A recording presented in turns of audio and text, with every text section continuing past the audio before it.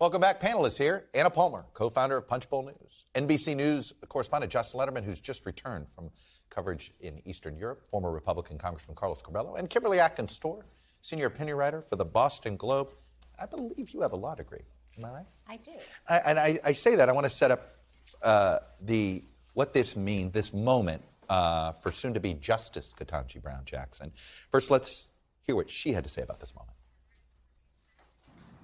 It has taken 232 years and 115 prior appointments for a black woman to be selected to serve on the Supreme Court of the United States.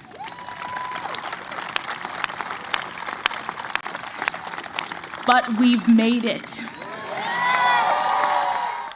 When you entered law school, did you think this moment was going to happen this fast? No, absolutely not. I was lucky enough to have the encouragement of my family members, but I didn't have someone like a Justice Jackson to model what might be a future for me in the law. And in fact, black women in the law and in all professions, but certainly in the law, we're such a small percentage. We can go, when I was practicing law, I would go days without seeing any black person, let alone a black woman, practicing as well. So for a lot of people, this is so important, and not just for black women and little black girls, but for all Americans. It's important for all Americans to see that the default of a Supreme Court justice is not in the mold of a white male, that it can be anybody, and that it should be reflective of the country. So this is an incredible, incredible moment.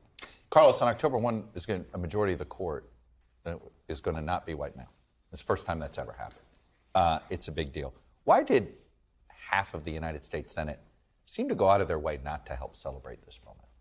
Well, Chuck, identity politics in reverse. So I think Republicans want to make the point that we don't have to emphasize these kinds of issues, even though they are historic. And you heard Marco Rubio say, well, when I ran for president, I didn't ask anyone to vote for me because I'm a Hispanic. So Republicans in really? Some ways have taken... He never did? Well, that's he never used his identity in his campaigns, ever?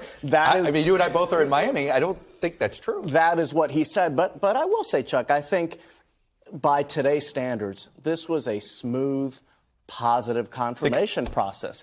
All today's standards, even Republicans who didn't vote for Judge Brown said nice things about her. Yeah. She had a big role in showing great temperament and restraint and not taking the bait during these hearings. So I do think this was a big win for this administration and a big deal for the country. All right, but here's something that we don't see by today's standards, and I'm going to give the control room a second here.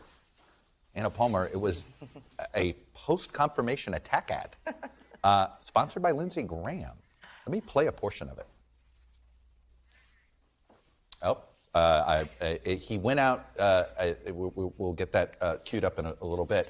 But he went out and he seemed to be very angry, comparing it to Brett Kavanaugh and Amy Coney Barrett, conveniently leaving out the Merrick Garland situation. But what is going on with him in this part of the Senate? Yeah, I mean, I think what we're seeing is just an anger here, a reaction to what happened with Justice Kavanaugh, and they want to go bring it back to that. I think the other thing is he didn't get his choice. He wanted Judge J. Michelle Childs, was somebody from South Carolina he really supported. But I think this is really more look forward.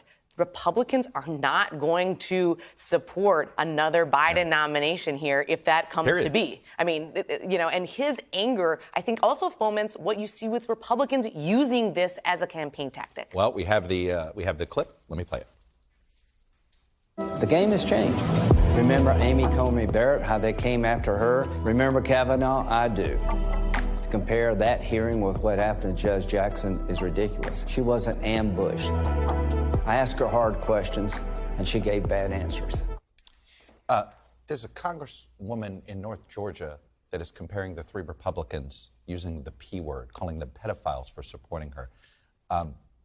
It doesn't sort of comport with that ad. It doesn't comport with that ad, and it latches on to this narrative against Judge Jackson, soon to be Justice Jackson, that I imagine we will probably hear less and less about now that she's actually confirmed. Because at the end of the day, everyone kind of knew that a lot of this was not in good faith, right? Republicans go after liberal justices. Democrats go after Republican justices.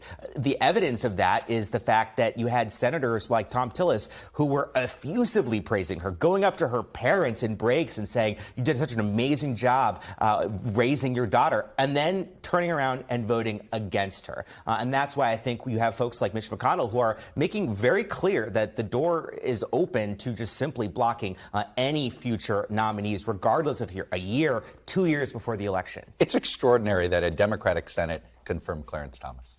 I always try to remind people that and so we're now to a point, though, no Senate of the opposite party is going to confirm it. I think times have changed. Totally. I mean, this is just the toxicity of politics right now. All right. Is this the last big vote that President Biden gets for the midterms? Anna? Well, I think you have to give him some credit. American Rescue Plan, infrastructure, omnibus. The American Huge. Rescue Plan that Larry Summers just said contributed to inflation. But those are huge bipartisan bills in any administration.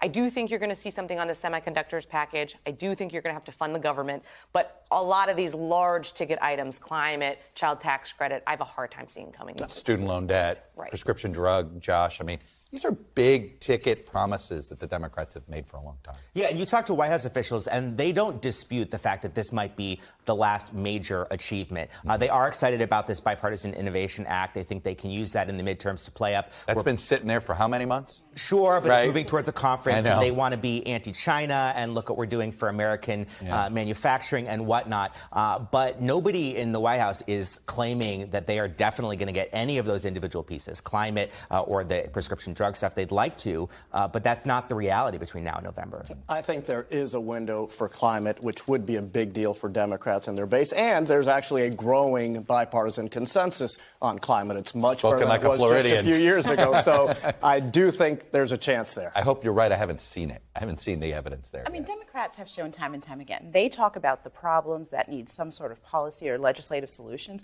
Republicans find issues that they can campaign on and win elections on. And that's exactly what's happening right now.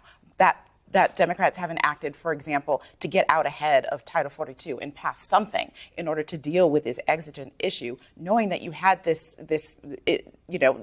basically expiration date on this policy and it would have to end sometime. Yeah. They're just starting that space now. Republicans are already campaigning against it. Democrats are always 2 steps behind. I'm going to have to pause it here. Thanks for watching our YouTube channel. Follow today's top stories and breaking news by downloading the NBC News app.